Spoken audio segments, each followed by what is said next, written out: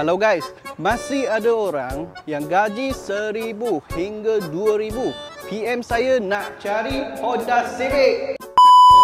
Okay guys, bukan kata you tak dapat beli, tapi in the future mungkin korang dapat beli. Sebab untuk masa sekarang, gaji 1,000 hingga 2,000 memang tak dapat bayar Honda Civic. Sebab kenapa?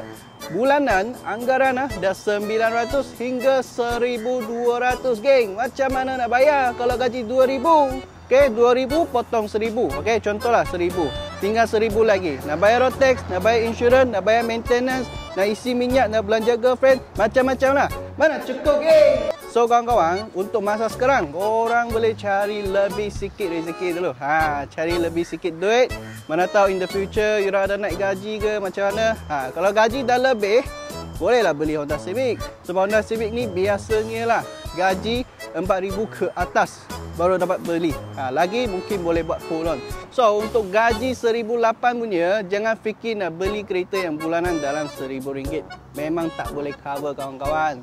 So itu sahaja kawan-kawan. Kalau korang nak cari kereta Honda Civic ataupun gaji orang 1,800 ke atas nak cari kereta, sila komen di bawah. Kita jumpa next review.